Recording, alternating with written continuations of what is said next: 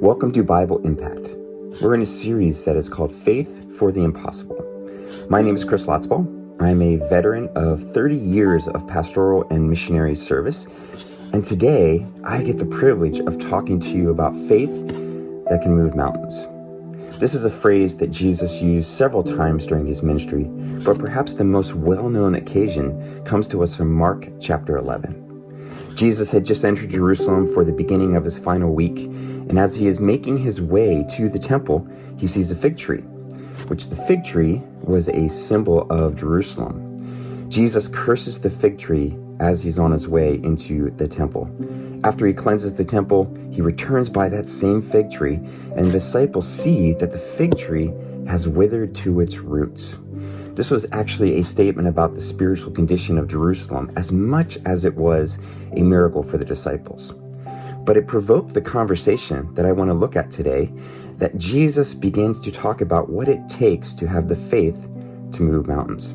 So if we pick it up in Mark chapter 11, we will see after the disciples saw the fig tree, they said, Peter remembered and said to him, Rabbi, look, the fig tree that you cursed has withered. Verse 22, Jesus answered him, have faith in God.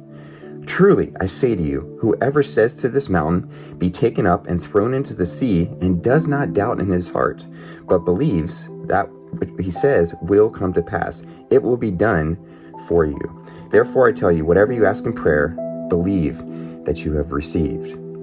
Jesus is making a statement about miracles. He is making a statement about faith, but Jesus, being the master communicator, is also utilizing an amazing visual aid that he had at his disposal.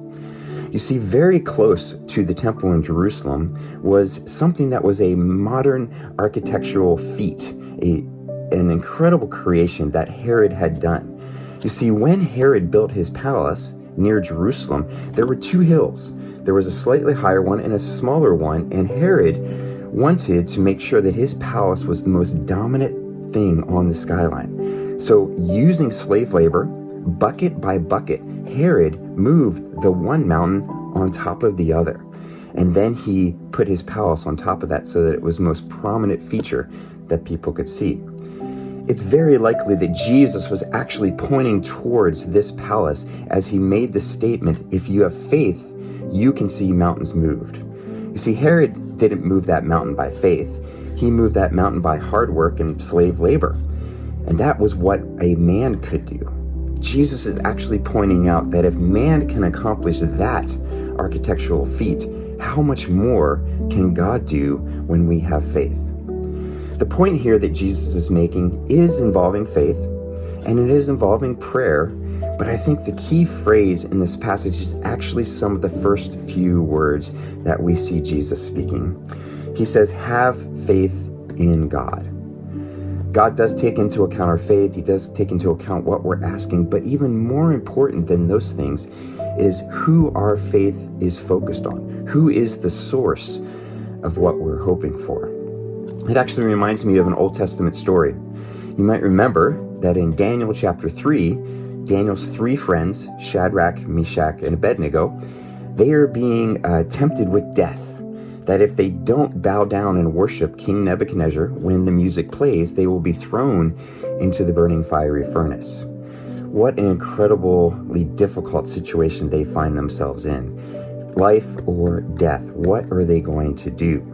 And so the music plays, and Shadrach, Meshach, and Abednego do not bow down and worship Nebuchadnezzar because they are truly loyal to God. And when Nebuchadnezzar questions them, he says, why have you not bowed down at threat of being burned alive in the fiery furnace? And their answer is very telling. And they say in Daniel chapter 3, they say, be it to you, O king, that no matter what happens, we will not worship. Whether our God, who is able, rescues us or not, we will only worship him. And I think that's such a great example for us because Daniel and his three friends, none of them had faith in the outcome.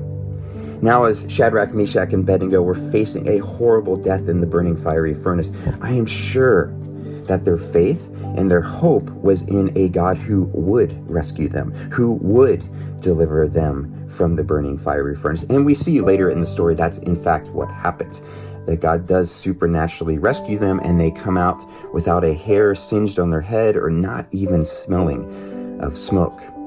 But the point here is not to put faith in what we're hoping for, or not to put faith in the outcome, but to put faith in God. And we see that so clearly with these three friends of Daniel when they say, whether or not God rescues us, we know he can, and we sure hope he will, but whether or not he rescues us, we won't worship you, O King. Because their faith was not in the result, their faith was in God. And when we pray and we have faith for the impossible in today's day and age, we live on a broken planet.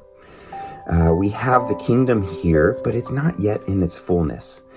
And sometimes when we pray for healing, when we pray for provision, sometimes it doesn't happen. Other times we see God step in and do the miraculous. But here's the key. Our faith is in God regardless of the result. We know that we will get the answer to our prayer either immediately in the time and space we're seeing it, maybe slowly over time, or eventually in heaven. But our faith must be in God more than the outcome. Throughout my ministry life, I've had many things that I believe God for. Many things that I've asked God, could you do the impossible? And I've seen those prayers answered some of the times.